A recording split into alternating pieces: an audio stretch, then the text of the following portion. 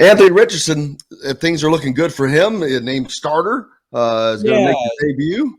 I think that's a smart move because eventually you need to see what he can do with the ones. He had back-to-back practices Saturday and Sunday where he looked phenomenal.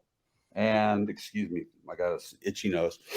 Um, he looked great on Saturday and Sunday. It's the first time he's really stacked two practices together where he looked great. So I think he's starting to come around. Whether he'll be the starter when the season opens against Jacksonville, I do not know. My guess is he will, but don't underestimate Gardner Minshew either. And I think they're going to be very, very careful with this young man. Well, as they have to be, but because he seems to be an extraordinarily talent. Obviously, he's a tremendous athlete.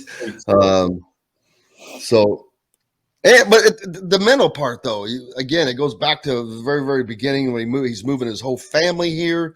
I mean, he's a different kind of a cat. Yeah, he's a good young man, and the big thing is, of course, understanding the NFL game because it's so much more complicated. But the thing is, they're bringing a lot of the college game to the pro game, and so I think he'll be comfortable with a lot of stuff. They'll be able to utilize a lot of the RPO game and a lot of the option game, early on in his career. I think it's going to take some time before he becomes good in the pocket and really reads defenses and becomes pocket aware. But he's got the raw talent, and people got to keep in mind he played 13 games in college. Peyton played over 40. All these guys play over 40. This kid played 13 games, so he's a long way from being a finished product. Yeah, he'll get his opportunity. College football, college sports, period. But college football is going to be different than what we're used to starting next year. Right. And it is going to be crazy different. The Big Ten now at 18 teams. The SEC says they're standing pat at 16, which there's nobody else really. I see the SEC. I don't see the SEC, anyone for the SEC that really they want. No. Florida State is not, they're not worth getting really. Plus, you can't get anybody out of the ACC. I think that's just anybody that's in the ACC. I think they're screwed. Yeah, it's going to be a 2-league, maybe three, maybe three. But you're going to have these 2 or 3, and the difference between the haves and have-nots is going to get bigger and bigger. And I understand that. I wrote this the other day. At least we're all being honest about. It's about the damn money. My big concern with all this realignment is the smaller sports, the Olympic sports, the non-revenue producing sports. They're going to have to do all this traveling, and they're not going to have the advantage of charters like the football team or the basketball team. You're going to have Penn State volleyball going out to Oregon, for God's sake. Well, I think that they're going to do a ton of multi-team events. Yeah, but you're still in the air for an extraordinarily long time. And if it's all about mental health and education, I mean, to me, if you're a college administrator, your first job, the first question you need to ask yourself in the morning is, what can I do to enhance their experience? And I don't know if they're really answering that. What they're doing is they're finding ways to enhance the bottom line, and that's fine. But don't do it at the demerit of these kids' mental health. I mean, if they're in the air all the time and they're studying on the play, I realize they're just 21-year-old kids and they can bounce back, but that's a lot of stress on the human body and on the mind. Notre Dame is kind of the another big balloon that's kind of floating out there. Yeah, I think they're going to stay where they're at. I just don't see them moving on. In football, certainly basketball in the ACC, but if the Big Ten wants to go 20, they get them and somebody else. I don't know, but I think Notre Dame stays where it's at. And then, of course, basketball, we're going to have some great battles. You're going to have Indiana playing in Pauley Pavilion and things like that.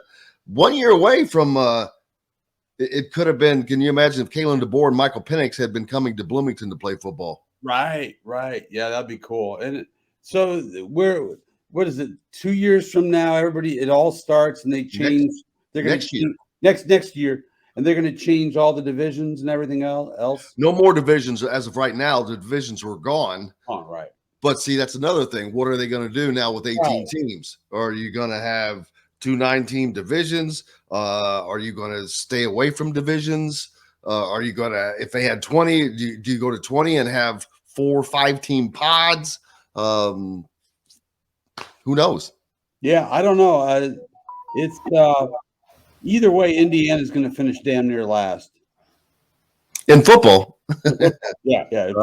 But you know, I asked Tom Allen this question the other day, John. I don't know if you can get this pulled up from his press conference, but I asked him if this was not maybe beneficial to Indiana, somebody like Indiana, because they don't have to play. They're not guaranteed to have to play Ohio State, Penn State, Michigan, and Michigan State this year, or every year. I mean, you're just getting kicked in the groin every time, and you know it's coming.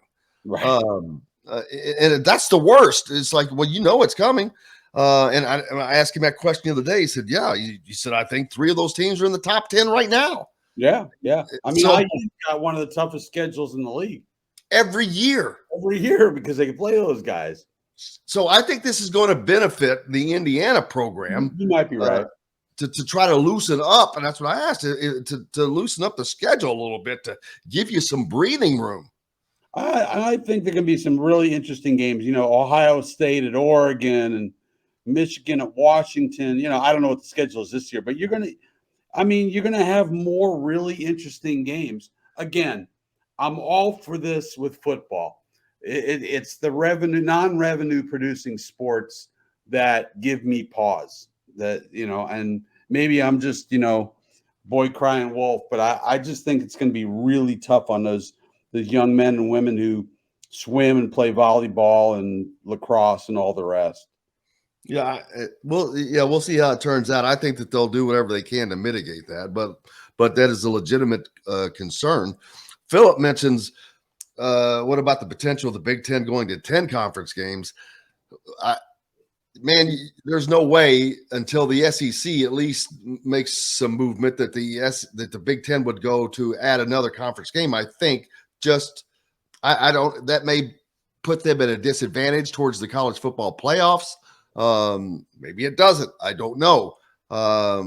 Very interesting thought. I didn't think about that, Philip. To be honest with you, I don't think teams, or especially Indiana, they don't want to give up that extra non-con game. Those teams need those games desperately. Yeah, absolutely. You want to get your 6 wins and somehow sneak into the Astro Blue Bonnet Bowl. Remember that? The Astro Blue Bonnet Bowl back in the old days? I know a guy that played in the Blue Bonnet Bowl. Is that right? Who's that? Miller, Mr. Miller from my old high school at Floyd Central. Daggone it. Les Miller? No, I can't remember his first name, but he was quarterback. I'm sorry I asked. Tangerine Bowl, I think, actually, though. Oh, the Tangerine Bowl. Okay. Well, those were the days. Yep, back in the good old days. Are we done with the college realignment right now, you think? Yeah, I don't see where they're going to do a heck of a lot more. I mean, I think it's like, musical chairs. I think we're done. I think the music has stopped playing, at least for a while. I'll be honest with you. I've kind of lost interest in all this BS. I just want to see the games on Saturday. And, it's just a giant money grab, which I understand. And it's honest, at least. You know, in the old days, we're doing everything for the student athletes. We're trying to get them an education. No, they're making it very clear. It's all about the cash for everybody, for the players, for the coaches, for the schools. It's all about the cash. Okay, I can accept that. Yeah, but it's also not about not getting left behind. Florida State, that's their biggest concern that they're talking about is, hey man, this is $30 million a year that we're falling behind. Right. Yeah, it's insane. It's an absurd amount of money, but hopefully it's good for the revenue producing athletes, that there'll be more money in the kitty for. I mean, everybody should benefit. What's it, the higher water floats all boats, or whatever the hell the term is. Oh, You know higher what I'm saying? tides raises all Yeah, boats. something like that. Yeah, I completely forgot what it was in the middle of it. Never mind. But no, at least we're being honest about it. It's all about the cash. Here's what I asked Tom Allen on Monday about this realignment helping Indiana, and here's what he had to say. Well, all I can say is this: is that we're definitely focused on the future, and I don't control any of those decisions. But the three that we've been playing every year since I've been here in our division are all ranked in the top 10 right now, as we speak. So that's a constant, and they've been that way, for a long time. And you look historically, three of the top 10 programs in the entire history of college football. So to not have to play those three now, you add in. I guess it's official now, so you add in an Oregon and Washington, who are really good football teams, and obviously USC has their tremendous tradition. UCLA, same thing. So you're definitely adding more good teams. But I think just the equitable distribution of your schedule, to be able to have that, is a positive thing without question. Yeah, it's a crazy time, huh? I mean, matter of fact, I was talking to my dad about it. It's just hard to believe that the teams are in the Big Ten now, compared to what it used to be when I was growing up. So, but yeah, it's an exciting time, and definitely change. And we're excited to be a part of it, and just anxious to continue to build our program here. Tom nearly does not have a voice left. No. Literally does not have a voice left. He's having a throat issue from all that yelling those guys do. But yeah, there's his thought, and I think that I agree with. Right. I mean, yeah, I've talked to a lot of people. They're saying, "Oh, sports isn't the way when we grew up." Well, look, everything Neither evolves. are the cars. Yeah, everything evolves, and it's great. It's great that they're going this route, and everybody's making more, and hopefully it's good for the non-revenue producing. That's the only thing that concerns me at all. What's up next for you, man? I'm going to write a little bit about the new offensive line coach. I got the Colts tomorrow, and we'll be Colts heavy, of course. Gene Cady going into the Hall of Fame. I believe it's this weekend. Yep, this weekend. I think it's Saturday or Sunday. Yeah, it's I'll be just doing my thing, and I hope people will continue to go to bobkravitz.substack.com and read, and hopefully subscribe.